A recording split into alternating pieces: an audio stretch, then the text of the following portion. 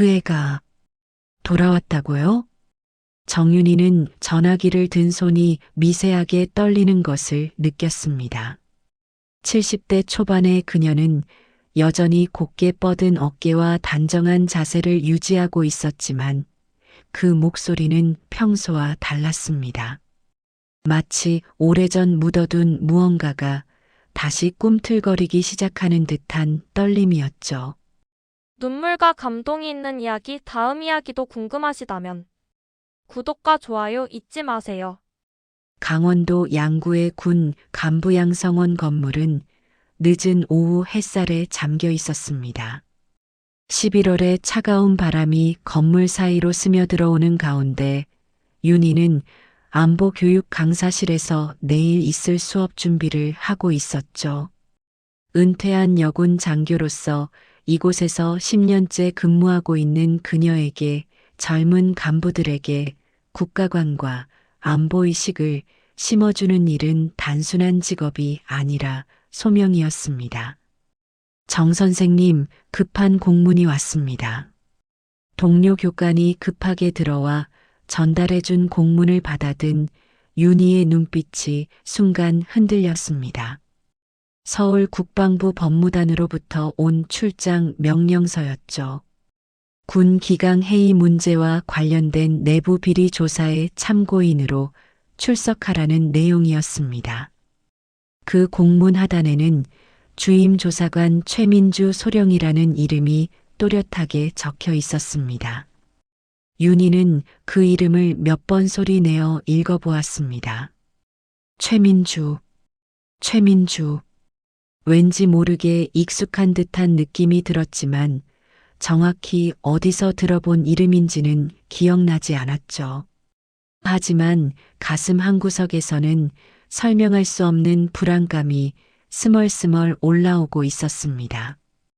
윤희의 집은 양성원에서 도보로 10분 거리에 있는 단독주택이었습니다. 30년 전 전역 후 이곳에 정착한 이래로 혼자 살아오고 있었죠. 군인답게 깔끔하게 정리된 집안 곳곳에는 군 복무 시절의 표창장과 기념품들이 자리하고 있었습니다.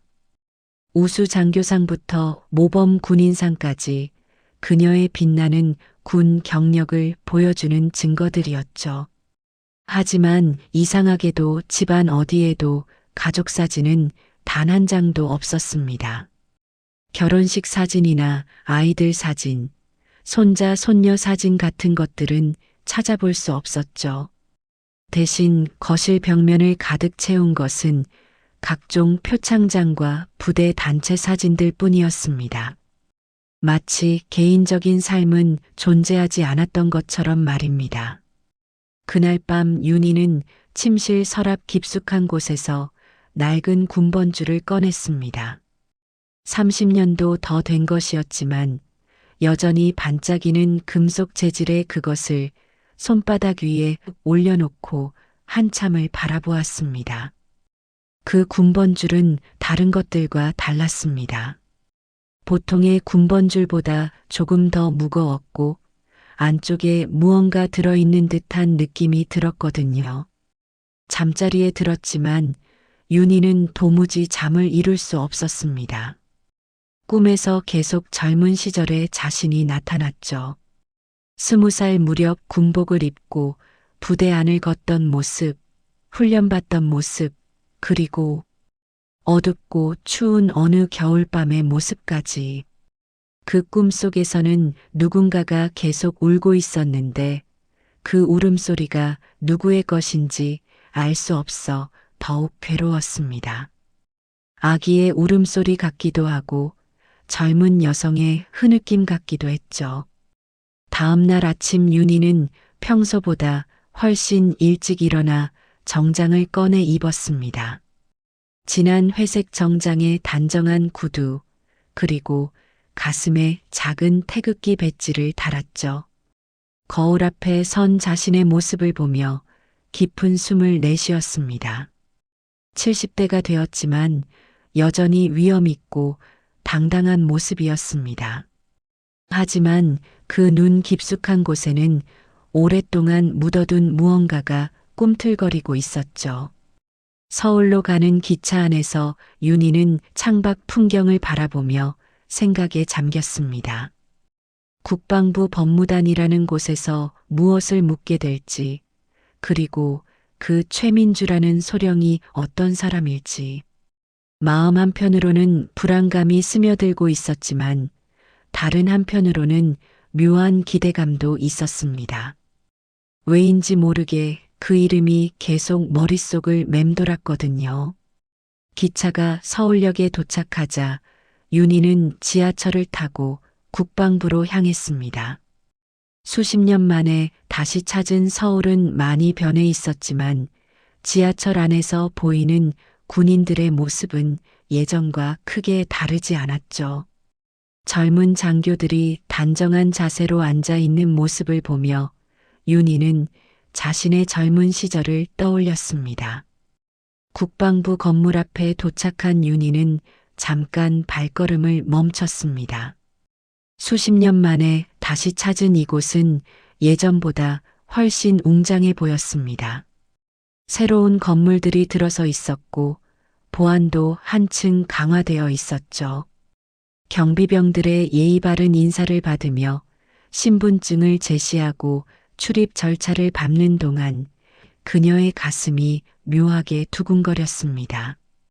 법무단 사무실이 있는 건물로 들어서자 복도 곳곳에서 들려오는 군화 소리와 명령 전파 소리가 윤희의 귀에 익숙하게 들려왔습니다. 마치 30년 전으로 돌아간 듯한 착각이 들 정도였죠. 법무단 사무실 앞에서 윤희는 문패를 다시 한번 확인했습니다. 주임 조사관 최민주 소령? 그 순간 등골이 오싹해지는 느낌을 받았지만 애써 평정을 유지하며 문을 두드렸습니다. 들어오세요. 안에서 들려온 목소리는 또렷하고 힘이 있었습니다. 젊지만 권위가 느껴지는 목소리였죠. 윤희는 심호흡을 한번 하고 문고리를 돌렸습니다. 문이 열리자 30대 중반으로 보이는 여군 장교가 책상에서 일어서서 정중하게 인사했습니다. 완벽한 군인 자세와 강인한 눈빛을 가진 그녀를 본 순간 윤희의 마음 깊은 곳에서 무언가가 격렬하게 요동쳤습니다. 그 눈동자가 낯설면서도 너무나 익숙했습니다. 마치 거울을 보는 듯한 착각이 들 정도였죠. 어쩐지 닮았다고 생각했어요. 최민주 소령의 첫마디였습니다. 윤희는 그 말의 의미를 정확히 파악할 수 없었지만 가슴 한편이 서늘해지는 것을 느꼈죠. 민주는 윤희에게 자리를 권하며 정중하게 인사했습니다. 하지만 그 눈빛에는 단순한 예의 이상의 무언가가 담겨 있었습니다. 정윤희 전 중령님, 먼 길 오시느라 수고 많으셨습니다. 저는 군 내부 비리 조사를 담당하고 있는 최민주 소령입니다. 민주의 목소리는 차분했지만 어딘지 날카로운 면이 있었습니다. 훈련받은 군인의 정확한 발음과 절도 있는 말투였지만 그 안에 숨겨진 감정의 파도가 느껴졌죠. 윤희는 그녀의 얼굴을 자세히 살펴보았습니다. 선명한 이목구비와 의지가 강해 보이는 턱선, 그리고 무엇보다 그 눈빛이 묘하게 자신과 닮아 있다는 생각이 들었습니다. 특히 눈꼬리가 살짝 올라간 모양이나 집중할 때 눈썹을 살짝 찡그리는 습관까지도 자신과 똑같았습니다. 윤희는 무의식적으로 자신의 얼굴을 만져보았죠. 혹시 자신도 모르게 같은 표정을 짓고 있는 건 아닐까 하는 생각 때문이었습니다. 이번 조사는 30년 전부터 현재까지의 군 내부 기강 회의와 관련된 것입니다.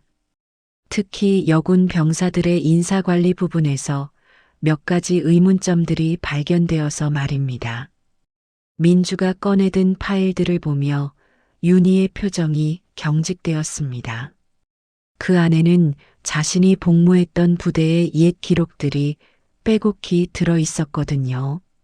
30년 전 그 시절의 기록들을 노란 종이에 타자기로 찍힌 오래된 공문들과 흐릿한 흑백 사진들이 윤희의 눈앞에서 펼쳐졌습니다.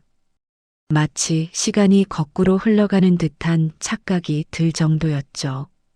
혹시 중령님께서는 복무 당시 부대 내에서 특별한 사건이나 사고를 목격하신 적이 있으십니까? 특히 여군 병사들의 갑작스러운 전출이나 신상정보 누락 같은 일들 말입니다. 윤희는 침착함을 유지하려 애썼습니다. 하지만 마음속 깊은 곳에서는 30년 전의 기억들이 소용돌이치고 있었죠. 군대라는 곳이 원래 인사이동이 잦은 곳입니다. 전쟁을 대비해야 하는 조직이다 보니 예측하기 어려운 상황들이 많았어요. 특별히 기억나는 건 없습니다. 그렇군요. 민주는 고개를 끄덕이며 다른 파일을 펼쳤습니다. 그렇다면 혹시 부대 내에서 출산과 관련된 일들은 어떠셨나요? 당시 여군 병사들의 임신이나 출산에 대한 규정이 꽤 엄격했을 텐데요. 특히 미혼 여군의 경우에는 더욱 그랬겠죠. 그 순간 윤희의 손이 미세하게 떨렸습니다. 찻잔을 들고 있던 손이 거의 눈에 띄지 않을 정도로 흔들린 것이었지만 민주는 그 작은 변화를 놓치지 않았죠. 훈련받은 조사관의 눈은 그런 미세한 신호들을 읽어내는데 익숙했으니까요. 당시에는 지금보다 훨씬 보수적인 분위기였죠. 미혼모에 대한 사회적 시선도 지금과는 비교할 수 없을 정도로 차가웠고요. 윤희는 최대한 객관적인 톤을 유지하려 했습니다. 하지만 저 같은 일반 장교가 그런 개인적인 문제들까지 자세히 알 수는 없었어요. 중령님, 혹시 개인적으로 자녀를 두고 계신가요? 너무나 직접적인 질문이었습니다. 조사와는 별로 관련이 없어 보이는 개인적인 질문이었죠. 윤희는 잠깐 망설이다가 대답했습니다. 아니요. 군 생활에 전념하다 보니 그런 기회를 놓쳤네요. 조국을 지키는 일이 우선이었으니까요. 그렇군요. 아쉬운 일이네요. 민주의 목소리에 묘한 감정이 스쳐 지나갔습니다. 그런데 이상한 점이 하나 있습니다. 민주는 또 다른 파일을 꺼냈습니다. 그 파일 속에는 병원 진료 기록과 출입 명단들이 정리되어 있었죠. 30년 전의 종이들이었지만 상당히 체계적으로 정리되어 있었습니다. 30년 전 중령님이 복무하셨던 부대의 의무병동 기록을 보면 한 차례 대량 삭제된 흔적이 있습니다. 출산 관련 기록들이 말이죠. 그것도 아주 의도적이고 체계적으로 지워진 것 같아요. 윤희의 얼굴이 순간 창백해졌습니다. 하지만 그녀는 여전히 평정을 유지하려 했죠. 수십 년간 군인으로 살아온 그녀에게 감정을 숨기는 일은 어려운 일이 아니었거든요. 그런 행정적인 일들은 잘 모르겠습니다. 당시 저는 일반 부대원이었으니까요. 그런 기록 관리 업무는 별도의 담당자들이 있었을 테고요. 물론 그렇겠죠. 민주가 고개를 끄덕였습니다. 하지만 중령님, 제가 이 조사를 맡게 된 이유가 조금 특별합니다. 민주의 목소리가 한층 낮아졌습니다. 마치 오랫동안 준비해온 말을 꺼내는 듯한 조심스러움과 동시에 강한 의지가 느껴졌죠. 사실 저는 고아원에서 자랐습니다. 그것도 군인 가정에서 입양 보내진, 아니, 정확히는 버려진 아이였어요. 그 말에 윤희는 숨이 막히는 듯 했습니다. 가슴이 급격하게 뛰기 시작했고 목구멍이 바싹 말라가는 것을 느꼈죠. 하지만 겉으로는 여전히 침착한 표정을 유지하려 애썼습니다. 민주는 윤희의 반응을 유심히 관찰하며 계속 말을 이어갔습니다. 고아원 기록을 보면 저를 입양 보내신 분이 현역 군인이었다고 되어 있어요. 그것도 여군 장교였다고 합니다. 나이로 따져보면 지금 70대 초반 정도 되실 텐데요. 혹시 그런 분에 대해 아시는 바가 있으신지요? 민주는 손에 든 파일에서 오래된 병원 수납증 하나를 꺼냈습니다. 30년도 더 된 것이었지만 놀랍도록 잘 보관되어 있었죠.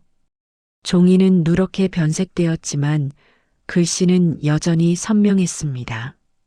그리고 고아원 기증자 명단이라고 적힌 또 다른 종이도 함께 내밀었습니다.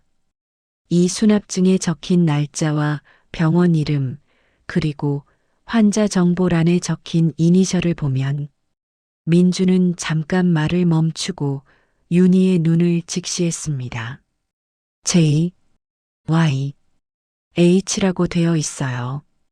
정윤희의 이니셜과 같죠. 윤희는 더 이상 평정을 유지하기 어려웠습니다. 그 수납증에 적힌 날짜와 병원 이름을 보는 순간 30년 전 그 춥고 어두운 겨울밤이 생생하게 떠올랐거든요. 진통으로 몸부림치며 보낸 그 밤, 아무도 곁에 없던 차가운 병실, 그리고 태어나자마자 품에서 떠나간 작은 생명. 죄송합니다만, 윤희는 가까스로 목소리를 짜냈습니다. 오늘은 여기까지 하면 안 될까요? 갑자기 몸이 좀 안 좋네요. 물론입니다. 민주는 의외로 순순히 동의했습니다. 하지만 그 눈빛은 여전히 날카롭고 의심에 가득 차 있었죠. 다만 한 가지만 더 여쭤봐도 될까요? 혹시 이상철 예비역 장군님을 아시나요? 당시 중령님이 복무하셨던 부대의 부대장이셨던 분인데 윤희의 발걸음이 완전히 멈췄습니다. 이상철. 그 이름을 듣는 순간 30년 전의 모든 기억들이 쓰나미처럼 밀려왔습니다. 그의 권위적인 목소리, 차가운 명령들, 그리고 이 일은 국가 기밀로 처리해야 한다던 그 무서운 선언들이 잘 모르겠습니다. 명백한 거짓말이었습니다. 이상철은 당시 부대장으로서 윤희의 가장 큰 비밀을 알고 있던 유일한 사람이었으니까요. 그리고 그 비밀을 영원히 묻어버리자고 제안했던 사람도, 모든 기록을 삭제하라고 명령했던 사람도 바로 이상철이었습니다. 제가 쫓는 건 군비리가 아닙니다. 과거입니다. 그날 저녁 윤희는 서울의 한 모텔 방에서 이상철에게 전화를 걸었습니다. 30년 만에 누르는 번호였지만 여전히 선명하게 기억하고 있었죠. 손가락이 떨려서 번호를 잘못 누를 뻔했지만 세 번째 시도 만에 연결음이 들렸습니다. 여보세요, 장군님. 저 정윤희입니다. 아, 윤희야. 어쩐 일이야? 정말 오랜만이네. 양구에서 잘 지내고 있다고 들었는데. 이상철의 목소리는 예전과 크게 달라져 있지 않았습니다. 여전히 권위적이고 단호한 톤이었죠. 하지만 윤희는 그 목소리 뒤에 숨겨진 경계심을 느낄 수 있었습니다. 그 애가, 민주가 저를 의심하고 있어요. 30년 전 일을 파헤치고 있다고요. 전화기 너머로 긴 침묵이 흘렀습니다. 윤희는 이상철이 숨을 깊게 들이쉬는 소리를 들을 수 있었죠. 그리고 이어진 그의 목소리는 한층 낮고 위험한 톤이었습니다. 입 다물고 있어. 지금 말하면 내 커리어도 끝장이고 나도 마찬가지야. 우리 모두를 위해 덮었던 거 아니냐? 국가를 위해서 말이야. 하지만 장군님, 그 아이가 제 딸일지도 모른다고요. 눈빛이 너무 닮았어요. 말투나 습관까지도. 절대 안 돼. 이상철의 목소리가 급격히 높아졌습니다. 지금까지 30년간 완벽하게 숨겨왔는데 이제 와서 무슨 소리야. 넌 그런 일 전혀 모른다고 계속 잡아떼야 해. 알겠어? 이건 명령이야. 윤희는 전화를 끊고 모텔방 침대에 털썩 주저앉았습니다. 창밖으로는 서울의 네온사인들이 번쩍거리고 있었지만 그녀의 마음은 30년 전 그 어둡고 춥던 겨울밤으로 돌아가 있었죠. 다음 날 아침 윤희는 다시 법무단을 찾았습니다. 하지만 이번에는 민주가 먼저 공격적으로 나왔습니다. 그녀의 책상 위에는 더 많은 자료들이 쌓여 있었고 그 중에는 윤희가 본 적 없는 문서들도 있었습니다. 중령님, 밤새 많은 생각을 하셨을 것 같아요. 민주의 목소리에는 더 이상 예의나 존경이 담겨 있지 않았습니다. 차갑고 계산적인 조사관의 목소리였죠. 저도 마찬가지였고요. 그래서 좀 더 구체적인 증거들을 찾아봤습니다. 민주는 복사한 병원 기록들을 윤희 앞에 펼쳐놓았습니다. 30년 전의 산부인과 진료 기록, 신생아 출생 신고서, 그리고 입양 관련 서류들이었죠. 모든 서류에는 이름 부분이 검게 지워져 있었지만 날짜와 세부 사항들은 선명하게 남아 있었습니다. 1994년 12월 15일 새벽 3시 47분에 태어난 여아. 몸무게 2.8kg, 건강 상태 양호. 민주는 마치 군사보고를 하듯 정확한 톤으로 읽어나갔습니다. 출생 신고는 하지 않았고 출생 3일 후인 12월 18일 서울의 한 고아원으로 보내졌죠. 그리고 그 고아원에서 자란 아이가 바로 저입니다. 윤희는 그 숫자들을 들으며 온몸이 얼어붙는 것을 느꼈습니다. 그 날짜, 그 시간, 그 무게까지 모든 것이 정확히 일치했거든요. 30년 전 그 새벽에 자신이 낳았던 아이의 기록과 말입니다. 당신 왜 날 버렸죠? 민주의 목소리가 처음으로 감정적으로 변했습니다. 군인이어서요? 아니면 누군가 협박했나요? 이상철 장군이? 윤희는 자신을 밀어붙이는 민주에게 분노와 죄책감을 동시에 느꼈습니다. 하지만 여전히 감정을 숨긴 채 대답했습니다. 그게 당신에게 무슨 상관입니까? 당신이 누구든 상관없이 저는 제 할 말만 하면 됩니다. 상관없다고요? 민주가 책상을 탁 치며 일어났습니다. 30년 동안 정체를 모르는 어머니를 그리워하며 살아온 제게 상관없다고 하시는 건가요? 그때 민주는 또 다른 파일을 꺼냈습니다. 그 안에는 윤희가 전혀 예상하지 못한 내용이 들어 있었죠. 제가 조사 중인 사건에는 30년 전 부대 여성 병사들의 강제 전출과 신상 누락이 포함되어 있어요. 그리고 그 사건들의 중심에는 항상 같은 이름이 나타납니다.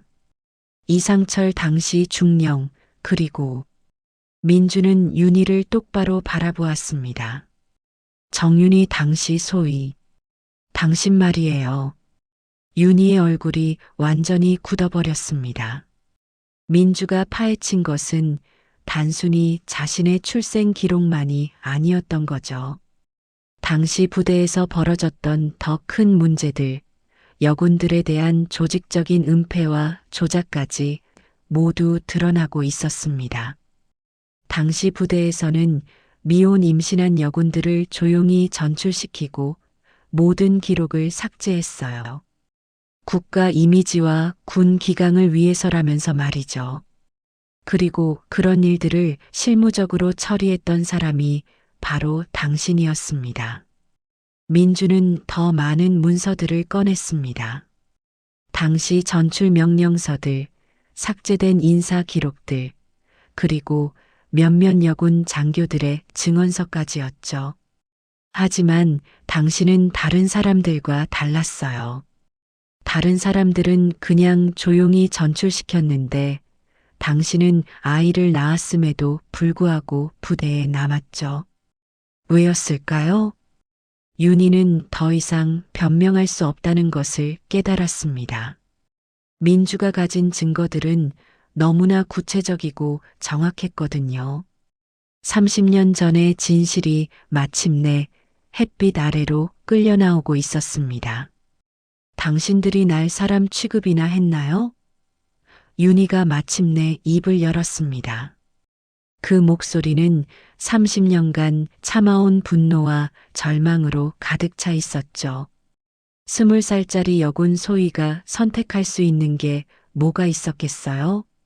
군법에 따라 제대하거나 아니면. 윤희는 말을 잇지 못했습니다. 그날의 기억이 너무나 생생하게 되살아났거든요. 부대장실에서 들었던 이상철의 차가운 명령. 이 일은 절대 외부로 새어나가면 안 된다. 내가 선택해라. 군인으로 남을 것인가 아니면 모든 것을 잃을 것인가. 민주는 윤희의 반응을 보며 확신했습니다. 자신이 찾던 진실이 바로 눈앞에 있다는 것을. 그날 밤 기록, 제가 다 복구할 겁니다. 삭제된 모든 파일들과 함께요. 그리고 진실도 함께. 윤희는 처음으로 깊은 갈등에 빠졌습니다.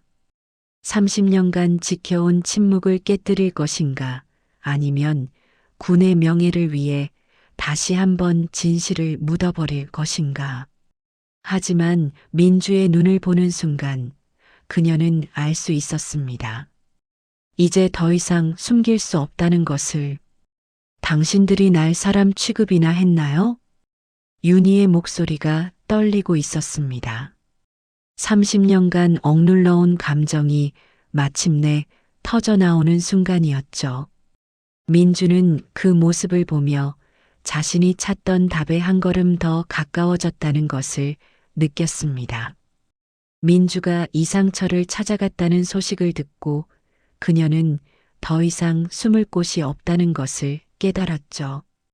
그날 오후 민주는 이상철 예비역 장군의 자택을 찾아갔습니다. 강남의 고급 주택가에 자리한 그의 집은 웅장했고 현관 앞에는 예비역 장군 이상철이라는 명패가 당당하게 걸려 있었죠. 민주는 군복을 단정히 갖춰 입고 초인종을 눌렀습니다. 어떻게 오신 분인지요? 국방부 법무단 최민주 소령입니다. 군 내부 조사와 관련해서 장군님께 몇 가지 여쭤볼 것이 있어서 왔습니다. 잠깐의 침묵 후 문이 열렸습니다. 70대 후반의 이상철은 여전히 곧게 뻗은 어깨와 위험 있는 자세를 유지하고 있었습니다. 하지만 민주의 예리한 눈빛을 마주한 순간 그의 표정에 미세한 변화가 일었죠. 들어오게.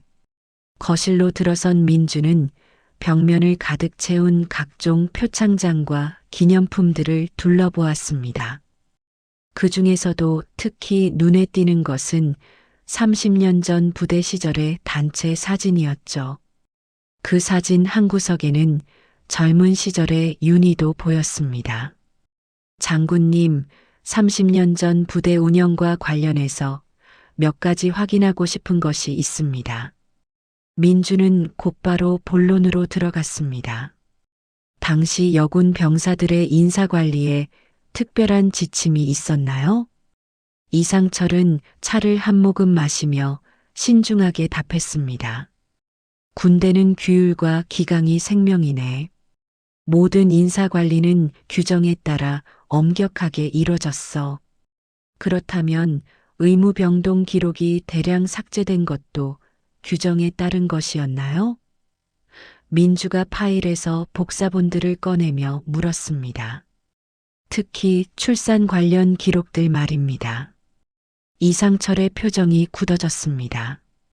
그런 기록들은 보안상 민감한 내용들이 많았어. 개인정보 보호 차원에서 처리된 것이지. 보안상 민감하다고요? 민주의 목소리가 한 옥타브 높아졌습니다. 미혼모가 된 여군들의 기록을 삭제하는 게 보안과 무슨 관계가 있나요? 자네가 뭘 아나? 이상철이 처음으로 화를 냈습니다. 당시 상황을 모르고 함부로. 군의 명예가 걸린 문제였어.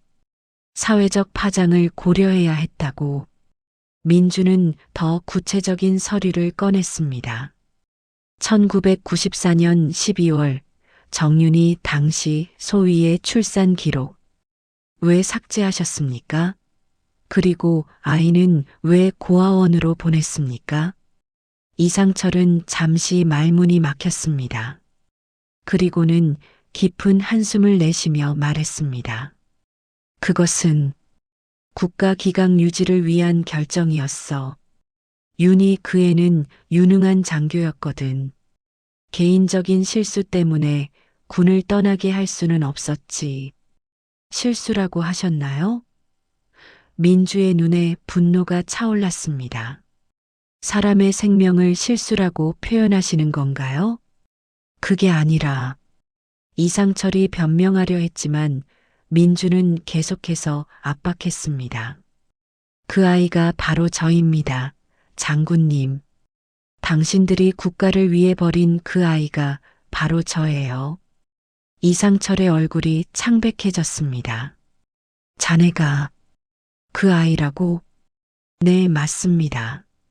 그리고 저는 이제 알고 있어요. 당신이 어떤 식으로 제 어머니를 협박했는지, 어떤 선택을 강요했는지 다 말입니다. 민주는 더 많은 증거 서류들을 펼쳐놓았습니다. 다른 여군들의 증언도 있어요. 당시 부대에서 임신한 여군들이 어떤 처우를 받았는지, 어떤 압력을 받았는지 모두 기록되어 있습니다. 이상철은 마침내 포기하고 고백하기 시작했습니다. 그때는 달랐어. 지금 같은 시대가 아니었단 말이야. 군대에 대한 사회적 인식도 그렇고 여군에 대한 시각도 완전히 달랐거든. 그래서 아이들을 버리는 게 정당화됩니까? 너희 어머니도 동의했어. 이상철이 소리를 질렀습니다. 강제로 한 게 아니야. 선택의 여지를 줬고 윤희가 군인으로 남기를 원했어. 그 조건이 아이를 포기하는 것이었지. 선택이라고요? 민주가 비웃었습니다. 20살 여자 소위에게 무슨 선택이 있었겠어요?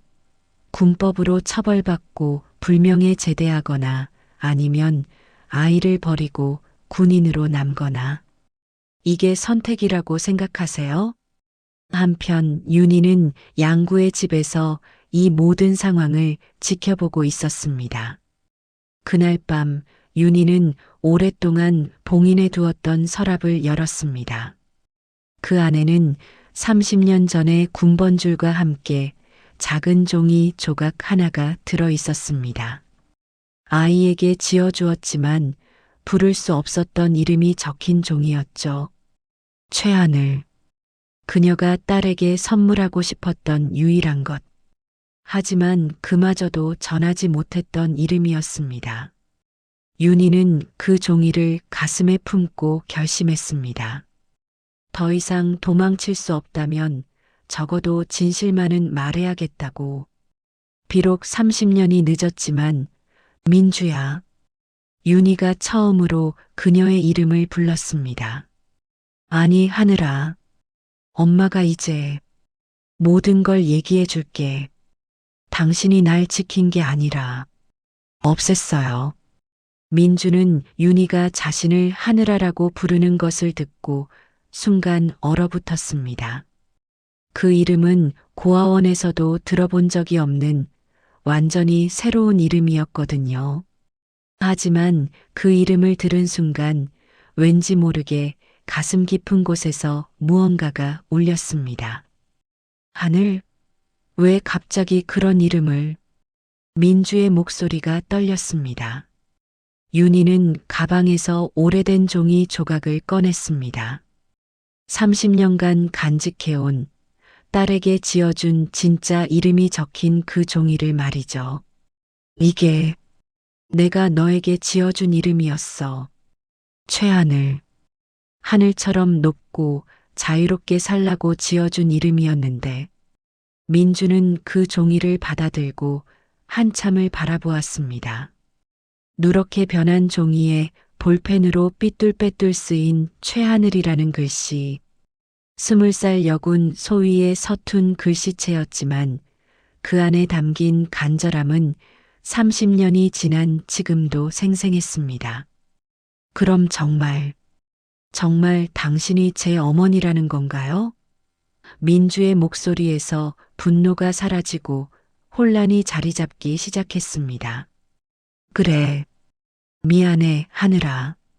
정말 미안해. 윤희의 눈에서 30년 만에 처음으로 눈물이 흘렀습니다. 하지만 내가 생각하는 것과는 달라. 내가 널 버린 게 아니야. 그때 상황? 민주가 책상을 탁 쳤습니다.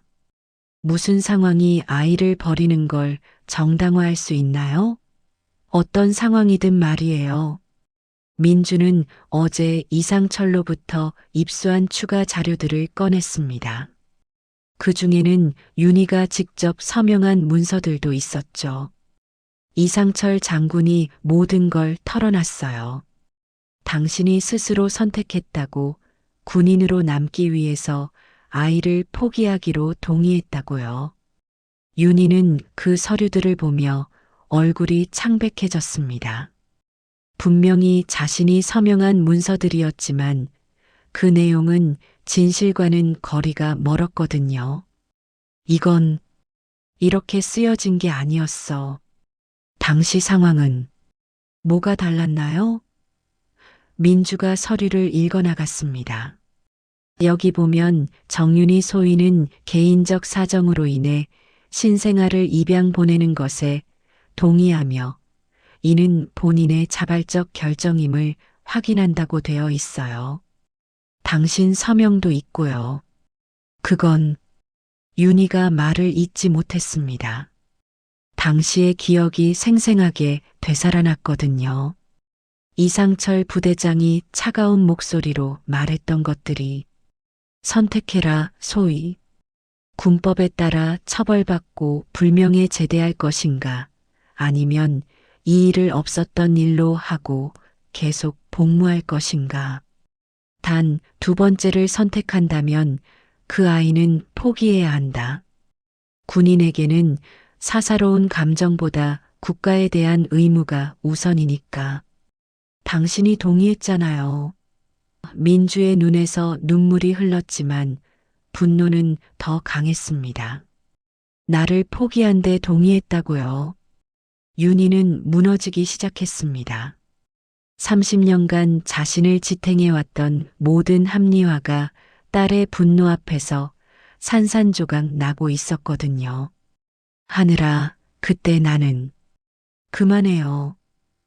민주가 소리쳤습니다. 변명하지 마세요.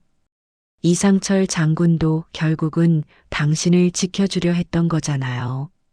당신이 군인으로 계속 살 수 있게 해준 거고요. 그런데 당신은 그걸 위해서 갓난아기를 버렸어요. 3일 된 아기를요. 민주는 자신의 출생 기록을 다시 펼쳤습니다. 여기 보세요. 출생 3일 후 보호자 없이 고아원으로 이송. 특별한 사정으로 인한 응급조치라고 되어 있어요. 특별한 사정이 뭐였을까요? 당신의 군 경력을 지키는 일? 윤희는 더 이상 견딜 수 없었습니다. 그녀는 자리에서 일어나 창가로 걸어갔죠. 30층 높이의 법무단 건물에서 내려다 보이는 서울 시내가 흐릿하게 보였습니다. 눈물 때문인지 아니면 죄책감 때문인지 너는 모를 거야. 윤희가 등을 돌린 채 말했습니다. 20살 여자가 1994년에 미혼모가 된다는 게 어떤 의미인지. 군대에서, 그것도 남성 중심의 조직에서 말이야. 그래서요? 민주가 차갑게 반박했습니다. 그래서 아이를 버리는 게 당연하다는 거예요? 당연하지 않아. 윤희가 돌아서며 소리쳤습니다. 하루도, 단 하루도 당연하다고 생각해 본 적 없어. 너를 안고 있던 그 3일이 내 인생에서 가장 행복하면서 동시에 가장 절망적인 시간이었어. 민주는 처음으로 윤희의 진짜 감정을 본 것 같았습니다. 그 눈에는 30년간 숨겨온 고통이 고스란히 담겨 있었거든요. 그럼 왜?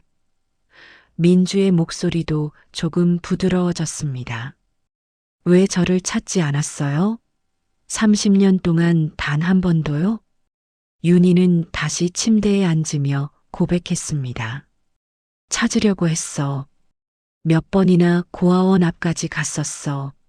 하지만 그녀가 목소리를 낮췄습니다. 이상철이 말렸어. 내가 안정된 환경에서 자라고 있는데 굳이 혼란을 줄 필요가 있느냐고.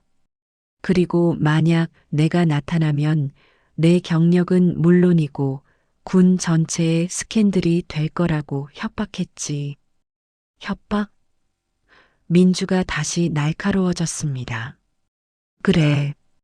그는 내가 입을 열면 군법으로 처벌하겠다고 했어. 당시에는 미혼모에 대한 처벌이 지금보다 훨씬 가혹했거든. 민주는 새로운 사실을 알게 된 것 같았습니다. 이상철이 단순히 조직을 보호하려 했던 게 아니라 윤희를 계속 통제하려 했다는 것을 말이죠. 그럼 지금은? 민주가 물었습니다. 지금도 그 협박 때문에 침묵하고 있는 건가요? 윤희는 고개를 저었습니다. 아니야.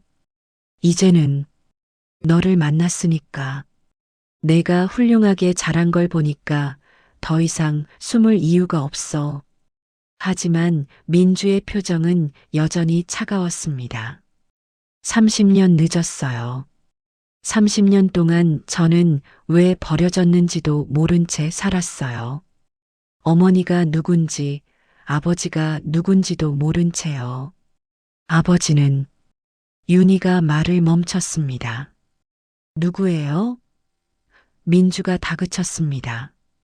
제 아버지는 누구였나요? 윤희의 침묵이 길어졌습니다.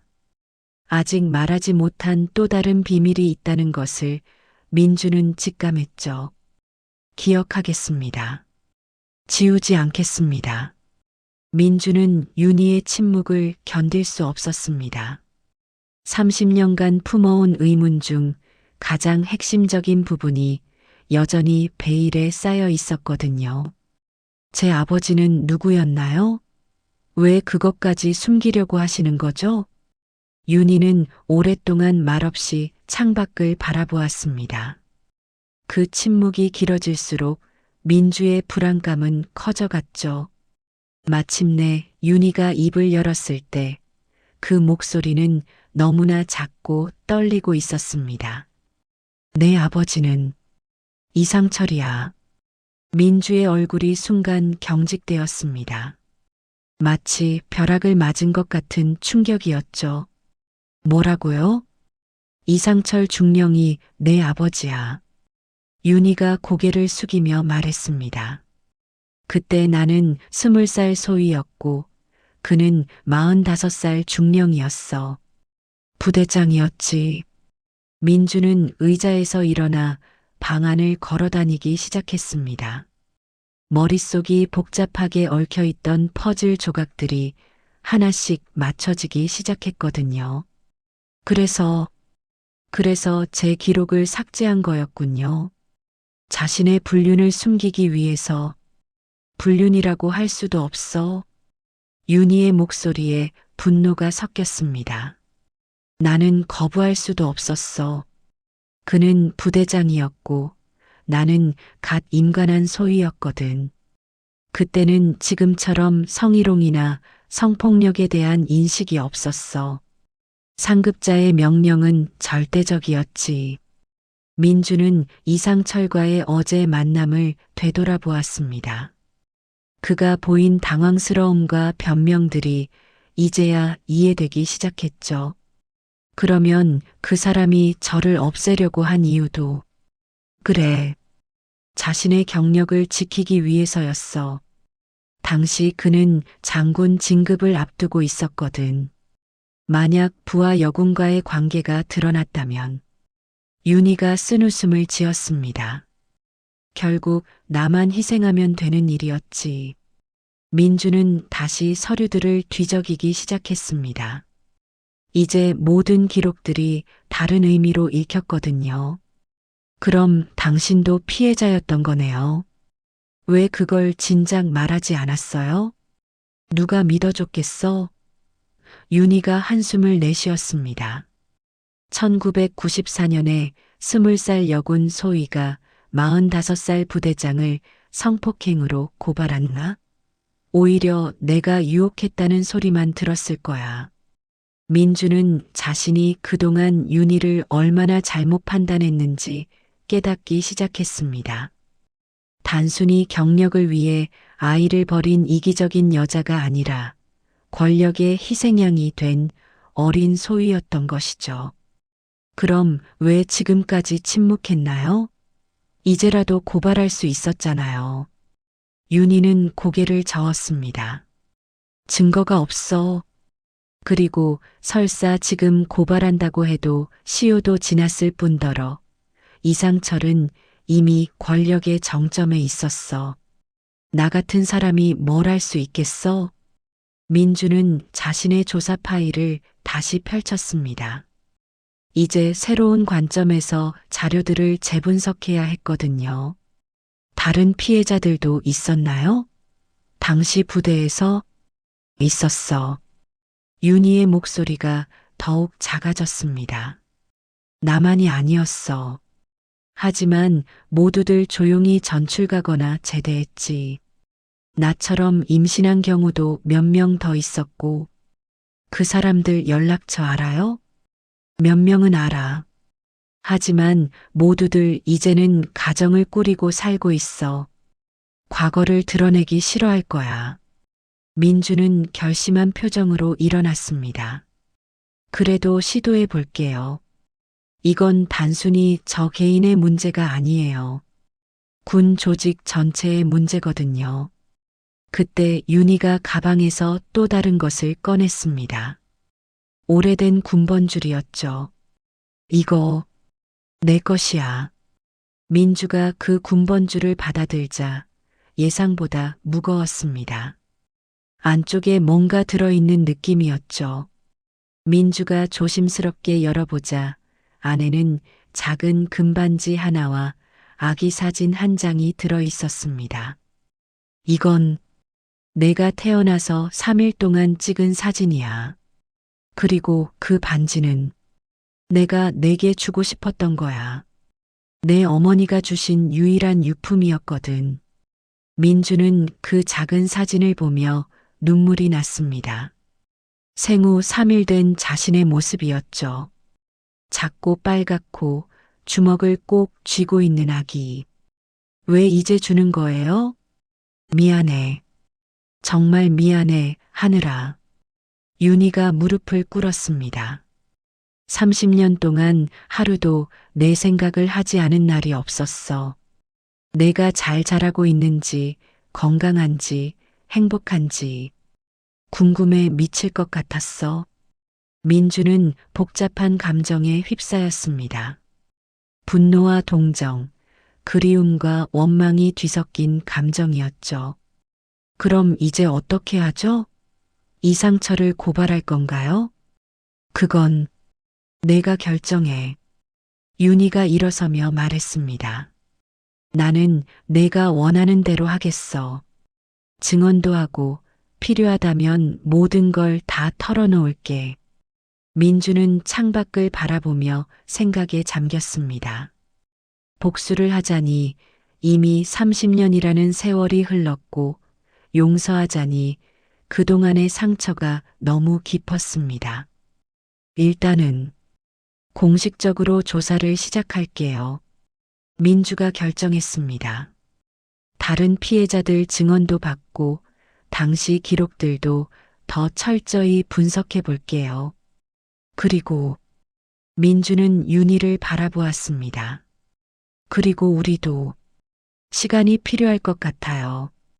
서로를 알아가는 시간 말이에요.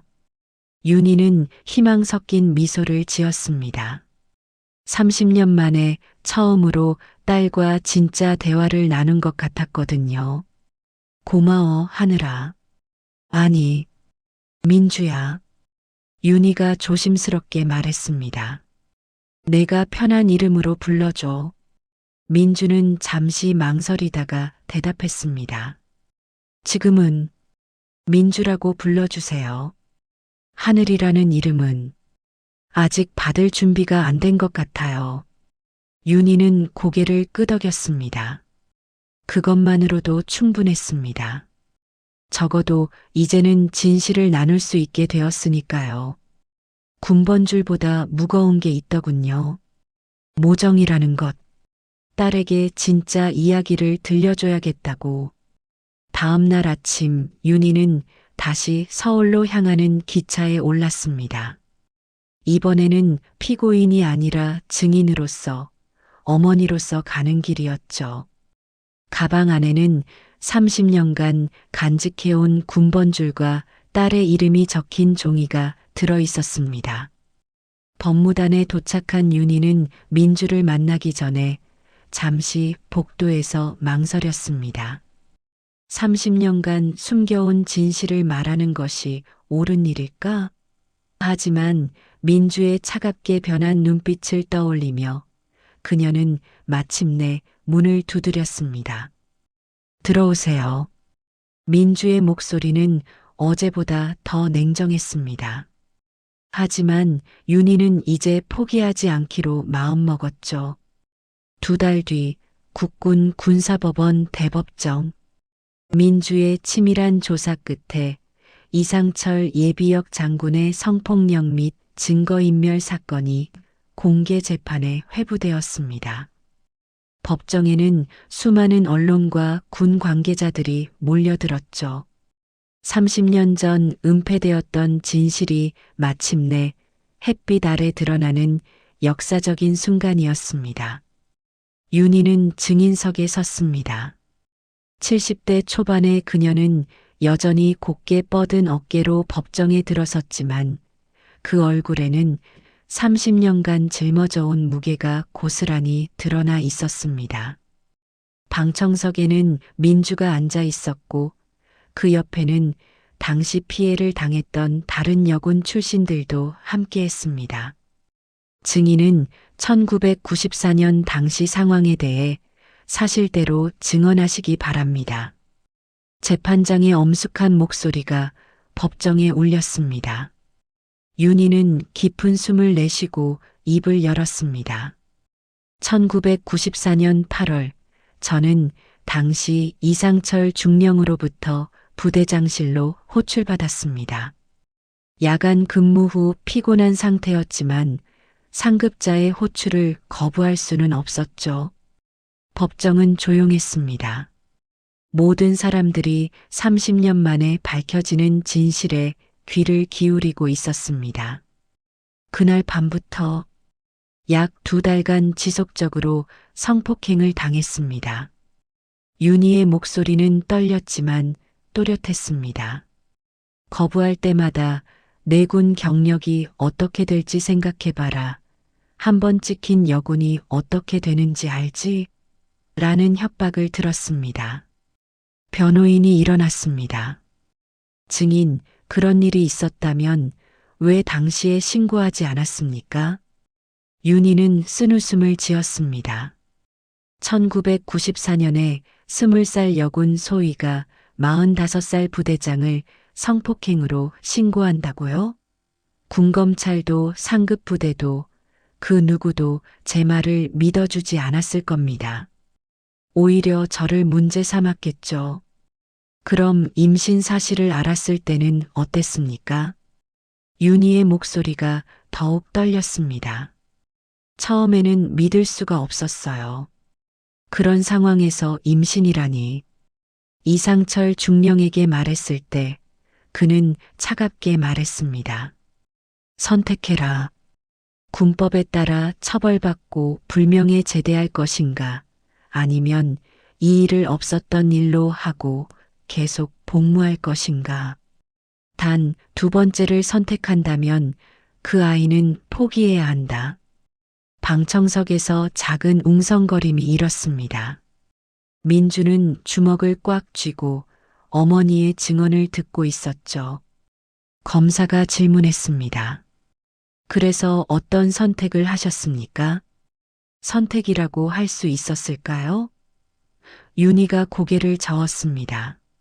20살 여군에게 주어진 선택지라는 게 불명예 제대 후 미혼모로 사는 것과 아이를 포기하고 군인으로 사는 것뿐이었어요. 그리고 이상철 중령은 계속 압박했습니다. 내가 이 일을 발설하면 군 전체의 명예가 실추된다. 국가를 위해 희생하는 게 진짜 군인이다. 윤희는 잠시 말을 멈추고 방청석의 민주를 바라보았습니다. 그래서 저는 제 딸을 포기했습니다. 생후 3일 만에 고아원으로 보냈어요. 평생 가슴에 못을 박고 살아야 할 선택을. 재판장이 물었습니다. 그 후 30년간 왜 침묵하셨습니까? 이상철은 계속 저를 감시하고 통제했습니다. 가끔 연락을 해서 조용히 지내고 있지? 괜한 소리하고 다니지는 않겠지? 라며 암묵적으로 협박했어요. 그리고 제가 무엇보다 두려워했던 것은 윤희의 목소리가 메었습니다. 제 딸이 상처받을까 봐서였어요. 아이가 안정적으로 자라고 있는데 제가 나타나서 혼란을 주고 싶지 않았거든요. 그때 이상철의 변호인이 일어났습니다. 증인의 주장은 일방적인 주장일 뿐입니다. 30년 전 일을 지금 와서 입증할 수 있는 증거가 있습니까? 윤희는 준비해온 자료를 꺼냈습니다. 당시 제가 비밀리에 녹음한 테이프가 있습니다. 그리고 병원 진료 기록, 심리 상담 기록도 있어요. 법정이 술렁였습니다. 30년 전에 녹음 테이프라니. 윤희가 계속 설명했습니다. 당시 저는 혹시 모를 상황에 대비해 몇 차례 대화를 몰래 녹음했어요. 그 안에는 이상철이 협박하는 내용과 아이 처리에 대한 지시사항들이 고스란히 들어 있습니다. 검사가 테이프를 재생하자 30년 전 이상철의 목소리가 법정에 울려 퍼졌습니다.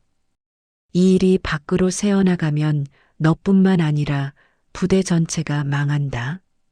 군의 명예를 위해서라도 아이는 조용히 처리해야 해.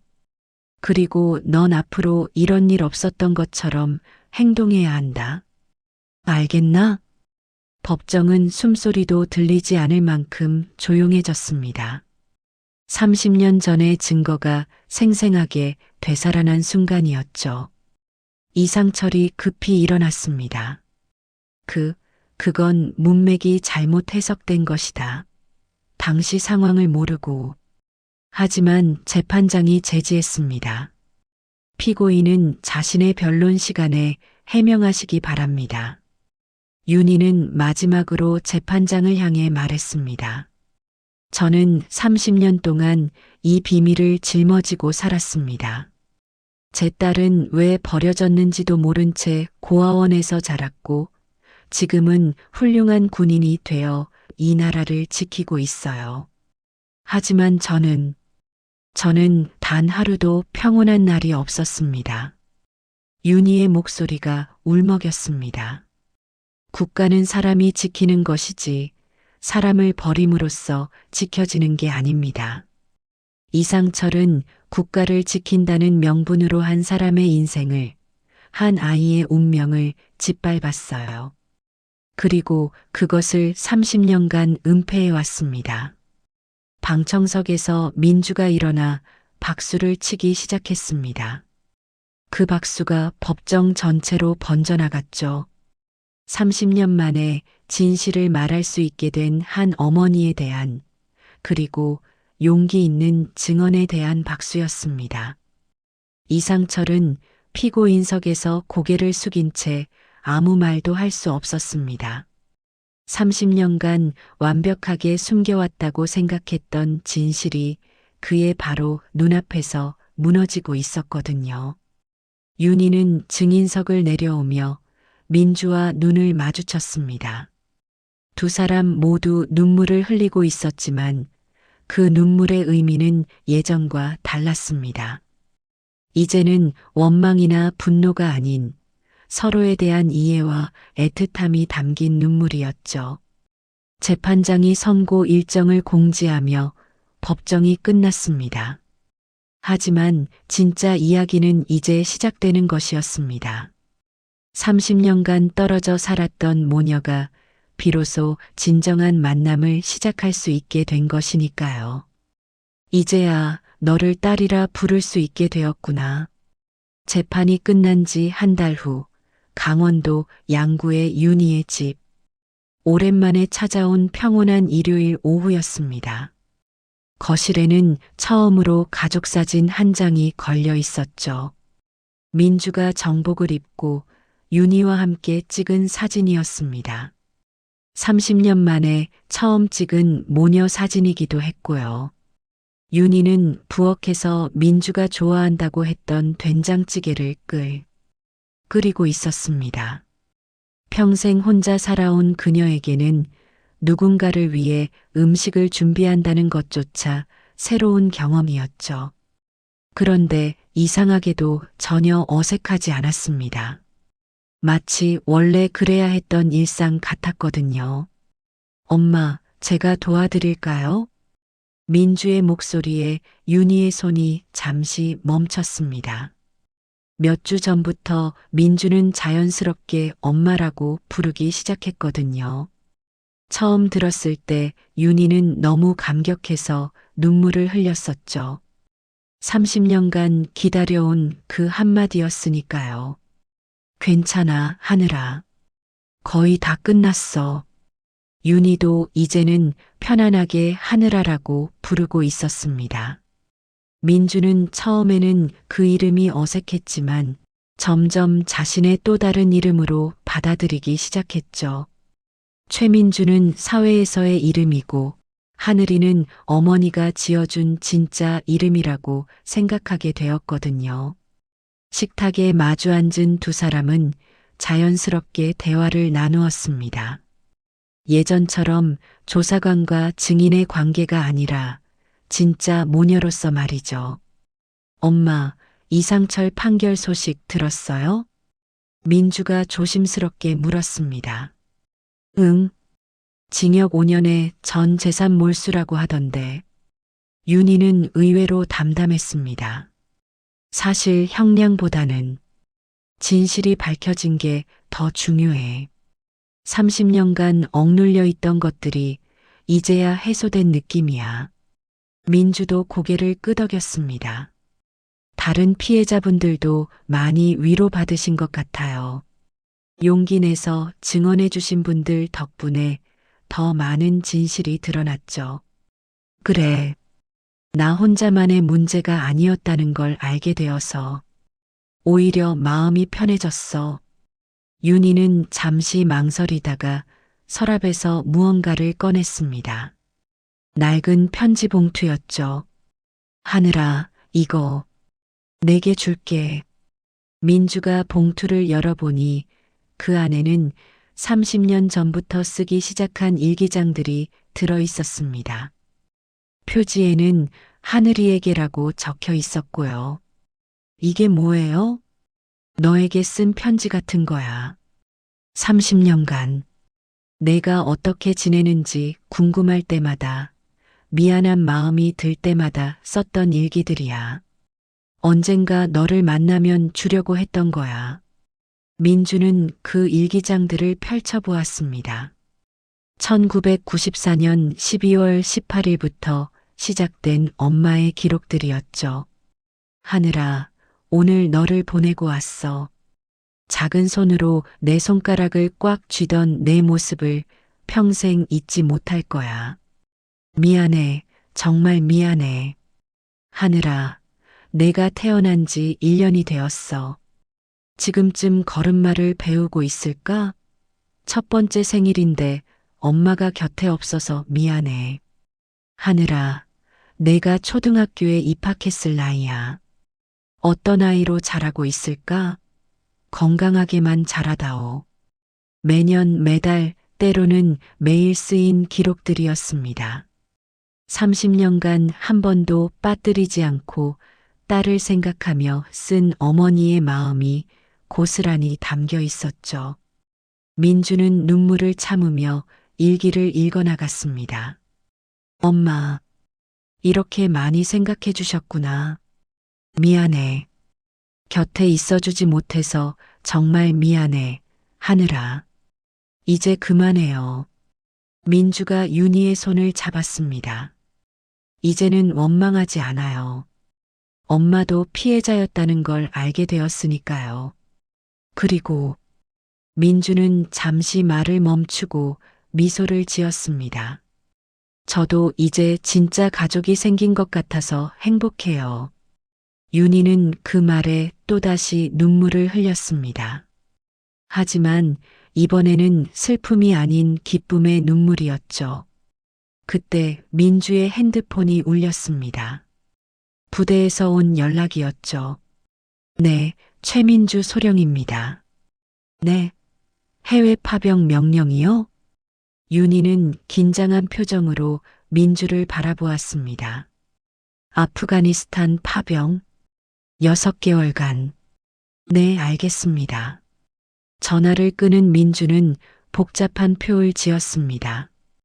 기회이기도 했지만 이제 막 찾은 어머니와 떨어져야 한다는 아쉬움도 있었거든요. 파병이라고? 윤희가 걱정스러운 목소리로 물었습니다. 네. 6개월간 아프가니스탄으로 가야 해요. 사실 제가 지원했던 거예요. 재판 전에 이미 지원했었거든요. 윤희는 잠시 말이 없었습니다. 그러다가 민주에게 다가가 꽉 안아주었죠. 조심해야 해. 정말 조심해. 걱정 마세요, 엄마. 저 잘 훈련받은 군인이에요. 그리고 민주는 윤희를 바라보며 말했습니다. 돌아와서 더 많은 시간을 함께 보내요. 30년 놓친 시간을 천천히 채워나가요. 그래. 기다릴게. 우리 딸이 무사히 돌아올 때까지 여기서 기다리고 있을게. 파병을 떠나는 날 공항에서 윤희는 민주를 배웅했습니다. 정복을 입은 민주는 당당하고 의젓했지만 윤희의 눈에는 여전히 그 작은 아기로 보였습니다. 엄마, 편지 자주 쓸게요. 그리고 무사히 돌아와서 불러도 될까요? 엄마라고. 윤희는 미소를 지으며 대답했습니다. 그래, 하늘아. 우리 딸아. 민주가 출국장으로 사라지는 모습을 지켜보며 윤희는 생각했습니다. 30년간 지워졌던 이름이 이제는 다시 새겨졌다고. 그리고 앞으로는 그 이름을 자랑스럽게 부를 수 있게 되었다고. 집으로 돌아온 윤희는 거실 사진을 바라보았습니다. 이제는 혼자가 아니었습니다. 멀리 떨어져 있어도 마음으로는 연결된 딸이 있었으니까요. 그녀는 새로운 일기장을 꺼내 썼습니다. 하늘아, 오늘 내가 파병을 떠났구나. 무사히 건강하게 돌아오기를 기다리고 있을게. 엄마는 이제 더 이상 숨지 않을 거야. 내가 자랑스러워할 수 있는 엄마가 되도록 노력할게. 30년간의 긴 겨울이 끝나고 마침내 봄이 온 것처럼 느껴졌습니다. 지워졌던 이름이 다시 새겨지고 끊어졌던 인연이 다시 이어진 것처럼 말이죠.